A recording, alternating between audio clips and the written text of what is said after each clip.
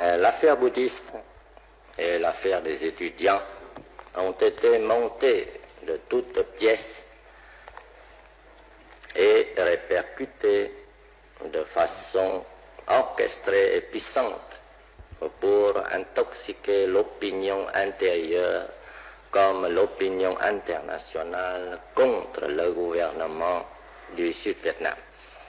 Parce que ce gouvernement combat le communisme et parce qu'il refuse d'être un gouvernement poupette. Mais on parle aussi d'un changement de gouvernement après les élections qui ont lieu très bientôt.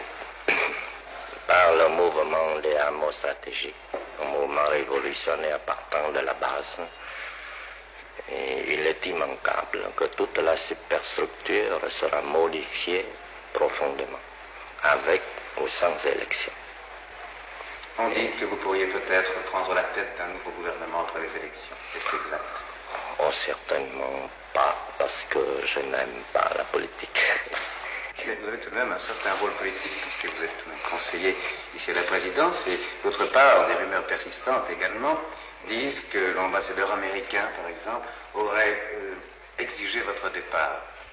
Je pense que tout cela est exagéré.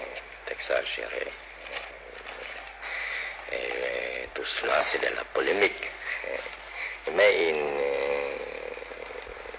le hasard de la guerre et de la révolution m'ont placé dans une situation que je n'ai pas cherchée.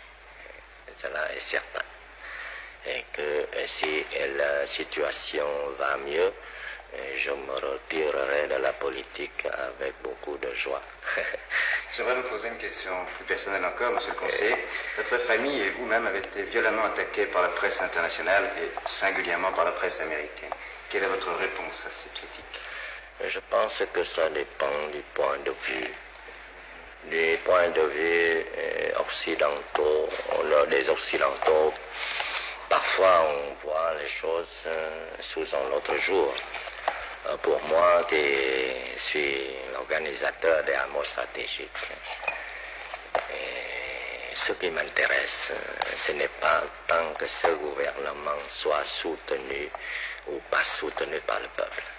Et ce qui m'intéresse, c'est de savoir si l'armée dite de libération communiste est ou non le soutien populaire.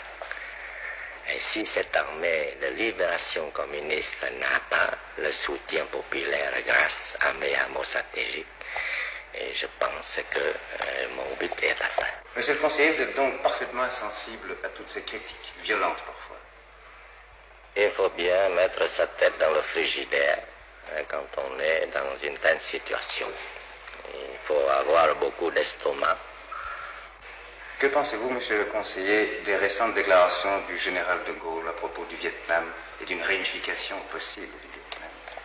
Oui, je pense que le général de Gaulle envisage une solution à long terme au problème du Vietnam comme au problème de l'ancienne Indochine française.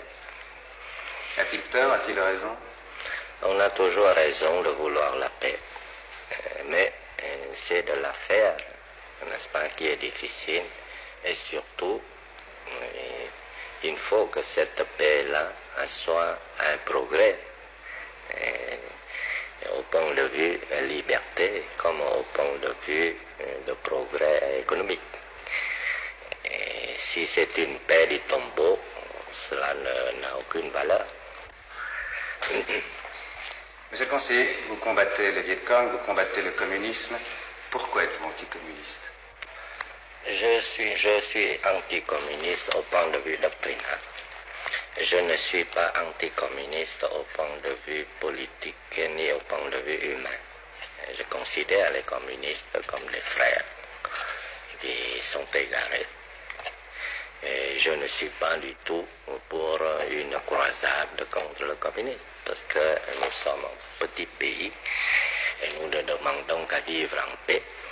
Doctrinalement, donc, n'est-ce pas, je suis anticommuniste. Mais politiquement, et si les communistes ne nous attaquaient pas, nous n'aurions pas répondu. Est-ce que c'est parce que vous êtes catholique que vous êtes anticommuniste ou pour d'autres raisons? C'est peut-être pour ça, pour une part, mais en tant que Vietnamien, je pense que c'est contraire à nos traditions. Et le communisme ne représente pas du tout pour nous l'unique voie du développement le meilleur.